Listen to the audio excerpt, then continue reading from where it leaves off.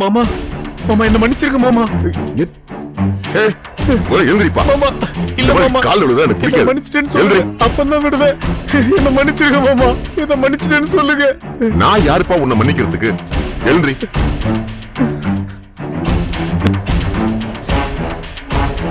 எழுந்திரி மாமா.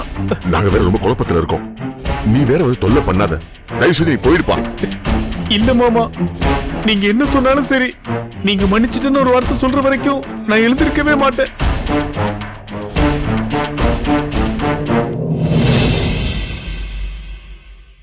டேய், உன் நடிப்ப ஆர்யா வேணா நம்பலாம், நாங்க நம்ப மாட்டோம்.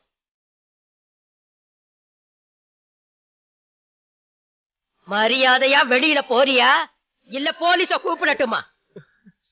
என்ன மாமா இது, தப்பு பண்ணவ திருந்தவே கூடாதா? மாமா என்ன மன்னிக்க மாட்டீங்களா மாமா? ப்ளீஸ் மாமா ப்ளீஸ். சரிப்பா, நான் உன்னை மன்னிச்சிட்டேன். எழுந்திரி. அப்பா கொஞ்சம் இருமா. எழுந்திருப்பா. மாமா எனக்கு தெரியும் மாமா, நீங்க ரொம்ப நல்லவரு, என்ன மன்னிச்சிருவீங்கன்னு எனக்கு தெரியும் மாமா. இங்க பாருப்பா, உன் மேல எங்களுக்கு கோவம் இருக்கு, ஆனா கோவத்தை காட்டுற நேரம் இது இல்ல. நாங்களே இப்ப நொந்து போயிருக்கோம், தயவு செய்து வெளியே போயிரு. மாமா அப்படி சொல்லாதீங்க மாமா, நீங்க மட்டும் என்ன மன்னிக்கலன்னா நான் இதே இடத்துல தீ குடிச்சிருவேன் மாமா. ஆமா மாமா ப்ளீஸ் மாமா.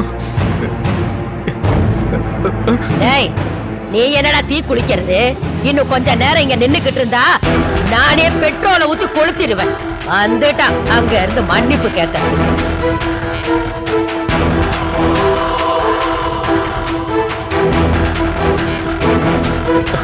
அத்தை, நீங்களாவது என்ன மன்னிச்சிட்டேன்னு ஒரு வார்த்தை சொல்லுங்க அத்தை, ப்ளீஸ் அத்தை. என்னப்பா இதெல்லாம்?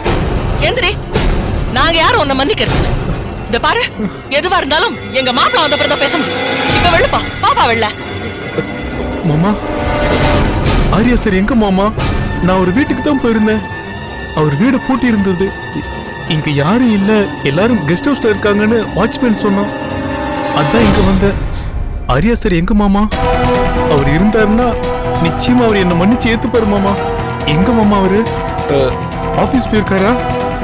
சொல்லுங்க மாமா, நான் அங்க போய் அவர் காலில் விழுந்து மன்னிப்பு கேட்கிறேன். நீ எங்கேயும் போக வேண்டாம், அவர் தலையில அடிபட்டு சுயம் இல்லாம ஹாஸ்பிட்டல் கிடக்கிறார். ஐயோ, தயவு செய்து அங்கேயும் போய் தொந்தரவு பண்ணிடாத. உன் நாடகத்தெல்லாம் அவர் பார்க்க நிலைமை இல்ல. என்ன மாமா சொல்றீங்க? ஆரியா சார் சுயநினைவு இல்லாம இருக்காரா? இத கேட்கவா நான் ஜெயில இருந்து ஓடோடி வந்தேன். ஐயோ, எப்பேற்பட்ட மனுஷன் அவரு! என் மேல எவ்வளவு அன்பு வச்சிருந்தாரு. அவரு சொத்துல இருந்து பாதியை என் பேர்ல எழுதி வைக்கிறதா சொன்னாரு. டேய், இப்ப தெரியுதுடா நீ எதுக்கு இங்க வந்திருக்கேன்னு. ராஜு, இவனை அடிச்சு முதல்ல வெளியில துரத்துறியா இல்ல நான் துரத்தட்டுமா? பாட்டி பாட்டி, என்ன அப்படி நினைக்காதீங்க பாட்டி, ஏதோ ஒரு ஃப்ளோல அப்படி சொல்லிட்டேன், என்ன மன்னிச்சிருங்க பாட்டி. டேய் போடா, எனக்கு தெரியும் உன் மொழிய நீயும் திருடனா. இந்த ஆள் கிட்ட என்ன பேச்சு? முதல்ல இவனை வெளியே தள்ளி கதவு சாத்துங்கப்பா. சரண்யா, நீயே என்ன வெறுத்துட்டியா சரண்யா? நீ என்ன மன்னிச்சு சரண்யா. சரண்யா சரண்யா, என்ன நம்புமா, என்ன நம்புமா. நான் திருந்தி வந்திருக்கேன். ஜெயிலுங்கிறது உண்மையிலே ஜெயில் இல்ல, அது ஒரு போதி மரம். எனக்கு அந்த போதி மரம் நிறைய கத்து கொடுத்திருக்கு. நான் முழுசா திருந்தி ஒரு புது மனுஷனா வந்திருக்கேன். என்னை ஏத்துக்க சரண்யா. இங்க பாரு, என் ஆத்திரத்தை கிளப்பாத. இன்னைக்கு ஏதோ நான் நல்ல மூட்ல இருக்கேன், இல்லனா உனக்கு என்ன பண்ணிருப்பேன்னு எனக்கே தெரியாது.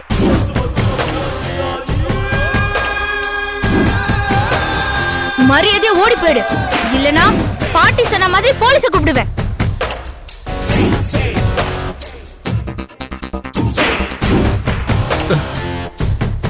நான் உனக்கு தாலி கட்டின புருஷன் சரண்யா. சரண்யா, அந்த கருமம் புடிச்சவன் கட்டின தாலியை எடுத்து அவன் மூஞ்சில வீசி எறி.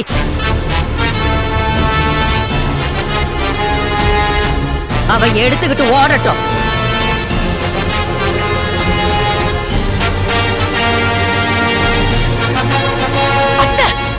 கொஞ்சம் சும்மா இருங்க அத்தை.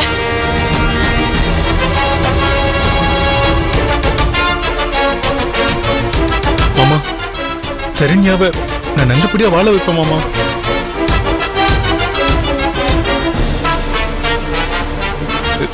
என்ன நம்புங்க மாமா. இங்க பாருப்பா, நாங்களே எங்க மூத்த மகளை தொலைச்சு கொண்டுட்டு இருக்கோம்.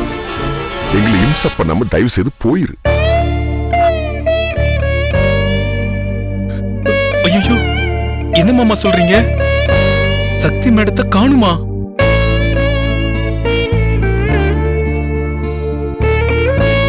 ஐயோ என்ன மாமா நடக்குது இந்த வீட்ல? நான் இல்லாத நேரத்துல என்னென்னமோ நடந்திருக்குது.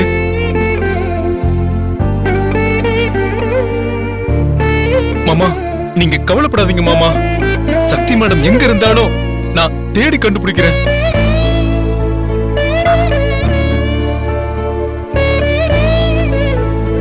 போதுப்பா, இது வரைக்கும் நீ பண்ணது போதும். முதல்ல எங்கேயாவது கிளம்பி போ, நாங்க ஆஸ்பத்திரி போனோம்.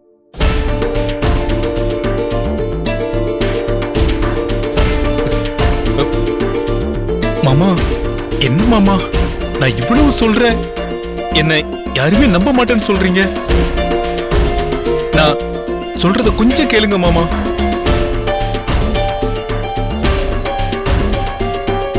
இப்போ நாங்க எதையும் நம்புற நிலைமையில இல்ல. நீ போ, மாப்பிள்ள வந்ததுக்கு அப்புறம் வா, அப்புறமா பேசிக்கலாம்.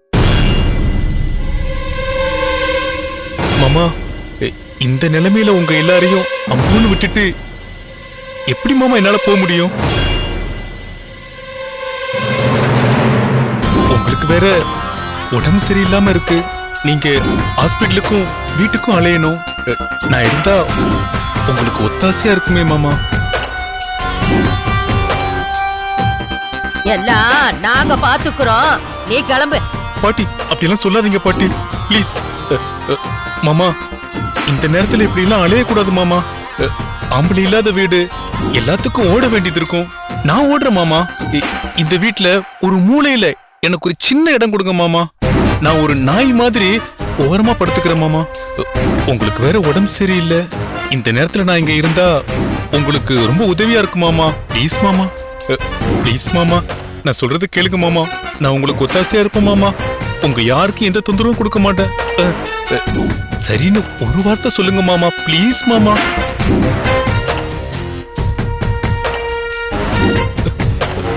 மாமா மௌனம் சம்மதத்துக்கு அறிகுறி. அப்படின்னா நீங்க என்ன மன்னிச்சிட்டீங்க. இது போதும் மாமா, இது போதும். என்னைக்கு இந்த வீட்டுல ஒருத்தனா ஏத்துக்கிட்டதுக்கு ரொம்ப தேங்க்ஸ் மாமா. அத்தை இந்த லஞ்ச் பைய கொடுங்க. வாங்க மாமா, நானும் உங்க கூட ஹாஸ்பிட்டலுக்கு வர்றேன். நான் முன்னாடி போய் ஆட்டோ பிடிச்சு வைக்கிறேன். நீங்க பொறுமையா வாங்க. வாங்க வாங்க.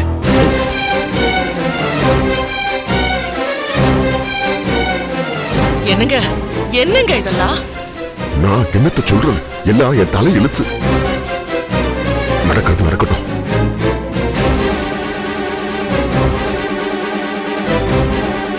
மாம்,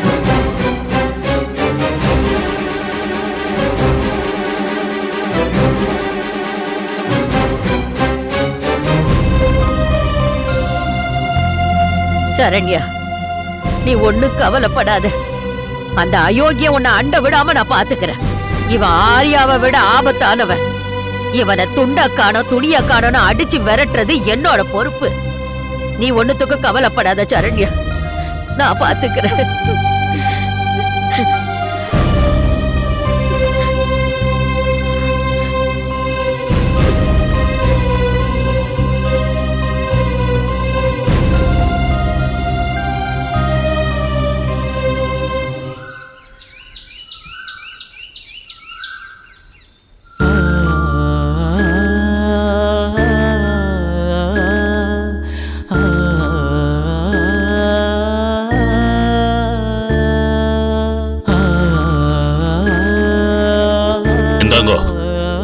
இந்த களையத்துல உங்க அம்மாவோட அஸ்தி இருக்குது. உங்க அம்மாவோட ஆத்மா சாந்தி அடையணும். அதுக்கு நீங்க உங்களுக்கு எப்ப சௌரியப்படுதோ அப்ப ராமேஸ்வரத்துக்கு போய் இந்த அஸ்திய அங்க கடல்ல கரைச்சிருங்கோ. சரிங்க சாமி.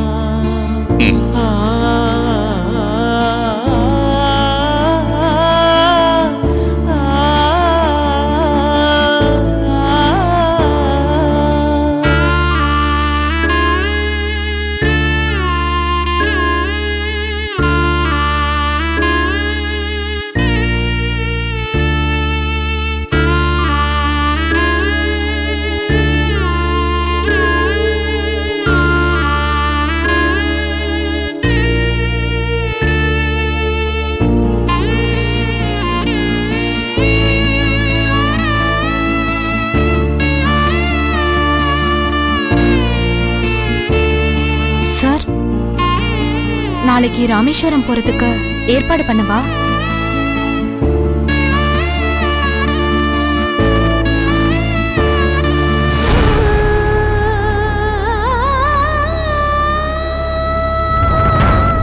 வேண்டாம். ஏன் சார்? எங்க அம்மாவோட அஸ்திய இப்ப கரைக்க கூடாது சார், இது எப்பவும் என் கண்ணிலேயே படுற மாதிரி டைனிங் டேபிள்லயே வைக்க போறேன். சார் எதுக்கு சார் இத டைனிங் டேபிள்ல? எங்க அம்மாவோட அஸ்திய நான் பார்த்துக்கிட்டே இருக்கணும். அந்த ஆரியாவை பழி வாங்கணுங்கிற நினைப்ப அப்பதான் எப்பவும் எனக்குள்ள ஓடிக்கிட்டே இருக்கும். சக்தியை கொல்லணுங்கிற வெறியும் எனக்குள்ள தீயா கொழுந்து விட்டு எரியும்.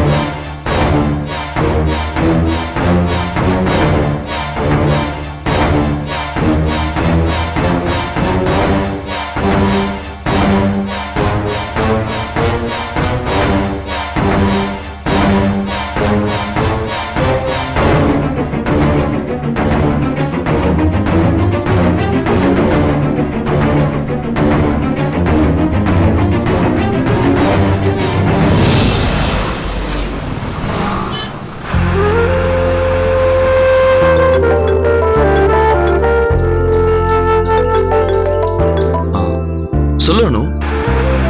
ஜீவா, திடீர்னு டெல்லிக்கு கிளம்ப வேண்டியதா போயிடுச்சு. ஒரு முக்கியமான பிரமுகருக்கு ஸ்பெஷல் கார்டா போக வேண்டிய சூழ்நிலை. என்னன்னு சொல்ற? ஆமா ஜீவா, ஒரு முக்கியமான ஸ்பெஷல் டிரான்ஸ்ஃபர். என்னால மறுக்க முடியாத சூழ்நிலை. மறுபடியும் மூணாறு வரணும்னா 6 மாசமோ இல்ல 1 வருஷமோ கூட ஆகலாம். அனு, என்ன அனு நீ இவ்வளவு ஈஸியா சொல்ற? என்னோட நிலையை பத்தி நினைச்சு பாத்தியா? ரொம்ப ஃபீல் பண்ணுவேன்னு தெரியும் ஜீவா. அதான் எப்படி சொல்றதுன்னு தயங்கிக்கிட்டே இருந்தேன். என்ன பண்றது ஜீவா, எங்க டிபார்ட்மெண்ட்ல இதெல்லாம் சகஜம். எந்த நேரத்திலயும் எதுக்கும் தயாரா இருக்கணும். என் நிலைமைய கொஞ்சம் புரிஞ்சுக்க ஜீவா. இல்ல சரி அனு, சக்தி எங்க இருக்கானே தெரியல. அவளை எப்படியாவது கண்டுபிடிச்சு கொடுப்பனா அவங்க அப்பா அம்மாக்கு வாக்கு கொடுத்துருக்க. அப்புறம் அந்த டாக்டர் மர்டர் கேஸ் அப்படியே இருக்கு.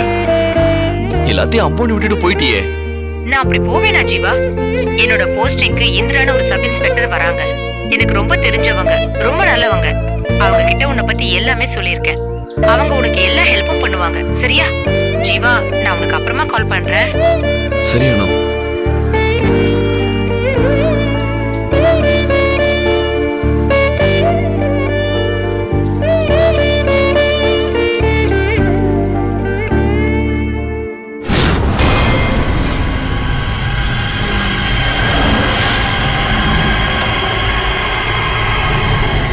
இந்த வீடு தாண்டா.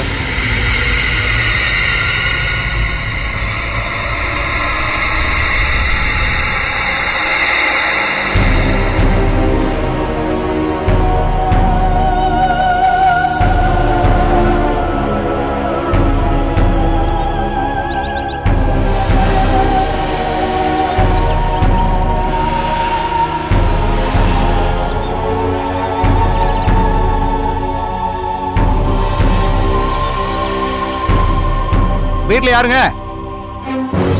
ஹலோ, வீட்ல யாரு? ஏய், சும்மா கூவாத. ஆள் எஸ்கேப் ஆயிடுப்பான். இரு, காலிங் பெல் அடிக்கலாம்.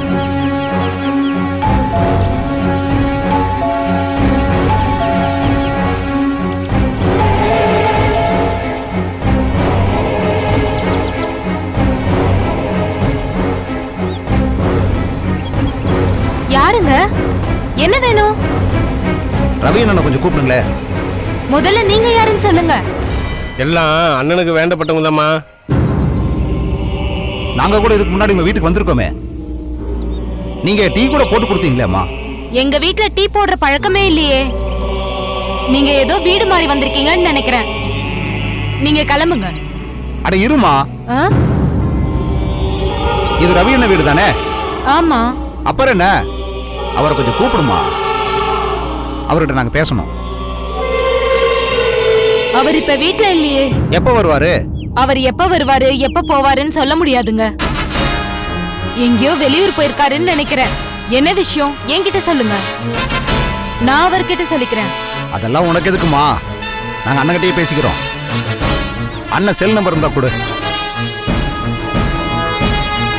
அவர்கிட்ட போன் எதுவும் இல்லைங்க.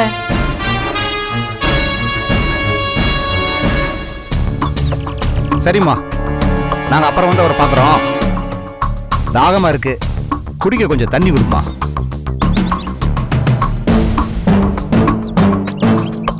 என்னம்மா அப்படி பாக்குற?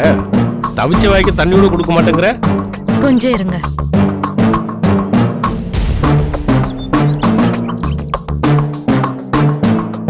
மா, ஜலதோஷமா இருக்கு, கொஞ்சம் வெந்நீரா கொடுமா.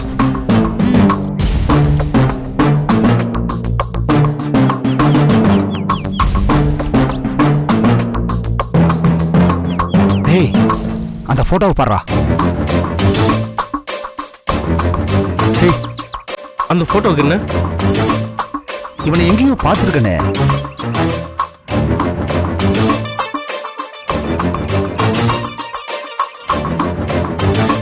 அநேகமா இவனா ரவின்னு நினைக்கிறேன். எல்லாம் யோசிச்சு பாரு.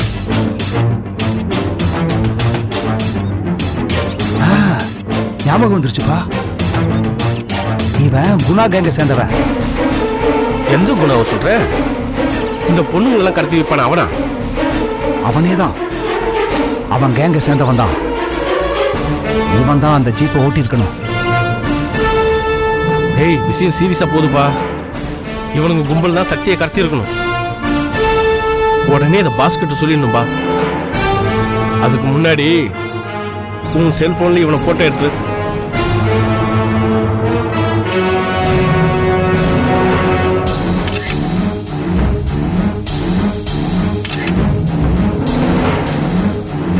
என்ன பண்ணிட்டு இருக்கீங்க? ஒண்ணு இல்லம்மா, அண்ணன் மேல எங்களுக்கு ரொம்ப பக்தி, அதான் எதுக்கு இருக்கட்டுமேனு ஒரு போட்டோ எடுத்துக்கிட்டேன். சரி சரி, ஆம்பளை இல்லாத வீடு. இந்தாங்க, தண்ணி குடிச்சிட்டே எடுத்து காலி பண்ணுங்க.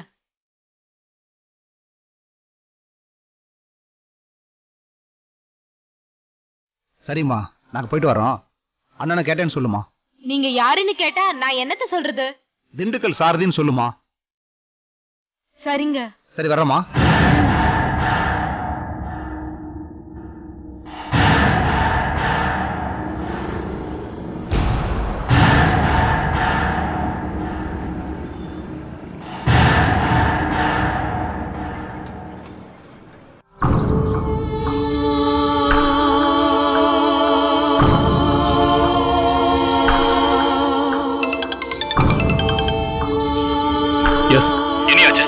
சார், ஒரு சின்ன குழு கிடைச்சது சார்.